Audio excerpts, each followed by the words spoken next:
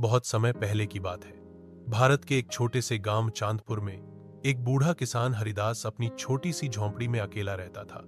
वह साधारण जीवन जीता था, लेकिन उसकी एक चीज पूरे गांव में प्रसिद्ध थी, उसके बगीचे का आम का पेड़। पर यह कोई साधारण पेड़ नहीं था, यह था जादुई आम का पेड़। हरिदास ने अपनी पत्नी और बेटे को बहुत साल पहले खो दिया था। उसके पास बस एक पुराना खेत था और एक सपना, एक ऐसा पेड़ उगाना जो उसके अकेलेपन को मिठास दे। एक दिन उसे गांव के बाहर जंगल में एक बूढ़ी औरत मिली जो कह रही थी, जो इस बीज को सच्चे दिल से बोएगा उसकी हर मुराद पूरी होगी। हरिदास ने झिझकते हुए बीज ले लिया। उसने अपने बगीचे के बीचों बीच उस बीज को रोप दिया और रोज दिल से उसकी देखभाल करने लगा। 3 महीने में पेड़ बढ़ा, लेकिन एक दिन सुबह वह हैरान रह गया। पेड़ के पत्ते सुनहरे रंग के थे और उस पर एक बड़ा चमकीला आम लटक रहा था। हरिदास ने वह आम तोड़ा।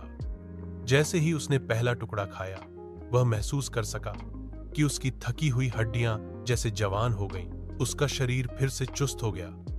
वह समझ गया, यह आम जादुई है। हरिदास ने आमों को किसी को नहीं बेचा, वह बस जरूरतमंदों को मुफ्त में देने लगा। एक बूढ़ी अंधी औरत आई, आम खाकर उसकी आंखों की रोशनी लौट आई। एक जवान लड़का जो बोल नहीं सकता था, आम खाते ही उसकी आवाज लौट आई। गांव के लोग अब हरिदास के पास आने लगे। धीरे धीरे उसकी झोंपड़ी एक तीर्थ स्थल बन गई। हर चीज बदलने लगी। जब शहर से एक लालची व्यापारी मनीराम गांव आया, उसे आम के पेड़ की खबर लगी और वह बोला, मैं 1 करोड़ दूंगा, पेड़ मुझे दे दो। हरिदास ने मना कर दिया, यह पेड़ भगवान की देन है, इसे बेचना पाप होगा। मनीराम ने गांव वालों में भ्रम फैलाना शुरू किया, यह आम खतरनाक है, यह झूठा चमत्कार है। कुछ महीनों बाद चांदपुर में सूखा पड़ा। नदी सूख गई, फसलें जल गईं, लोग त्राहिमाम करने लगे। हरिदास ने एक रात पेड़ से बात की, हे पेड़, तूने मुझे जीवन दिया, अब गांव को बचा। अगले दिन पेड़ से एक नन्हा आम गिरा, नीला और चमकदार। हरिदास ने उसे गांव के कुएं में डाला और फिर चमत्कार हुआ। पानी ऊपर आने लगा, खेतों को जीवन मिला, फसलें उग आईं। राजा खुद यह देखकर हैरान हुआ और हरिदास को मिलने बुलाया। राजा ने हरिदास से पूछा, इस पेड़ की ताकत क्या सच में जादू है? हरिदास ने विनम्रता से कहा, जादू विश्वास में है महाराज, पेड़ सिर्फ माध्यम है। दरबार के एक पंडित ने कहा, सिद्ध करो तो हम इसे मंदिर में स्थापित करेंगे। हरिदास ने कुछ आम दरबारियों को दिए। एक ने पुराना जख्म ठीक किया, एक को 10 साल पुरानी याददाश्त लौटी। राजा समझ गया, यह पेड़ मानवता की सेवा के लिए है, न कि किसी राजमहल की शोभा के लिए। इधर मनीराम चुप नहीं बैठा। वह रात को चोरी से पेड़ के पास गया और कुल्हाड़ी मारने लगा।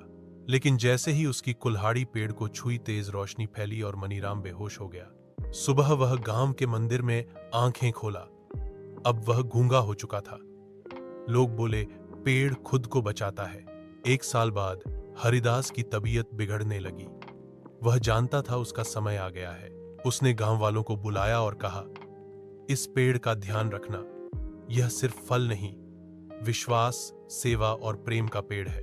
हरिदास की मृत्यु के दिन पूरा पेड़ आमों से लद गया, हर शाखा पर चमत्कारी आम। गांव ने उसकी समाधि उसी पेड़ के नीचे बनाई। वर्षों बाद चांदपुर एक बड़ा कस्बा बन गया, लेकिन आज भी उस आम के पेड़ के नीचे हर साल मेला लगता है, जहां लोग सिर्फ आम नहीं, आशीर्वाद लेने आते हैं।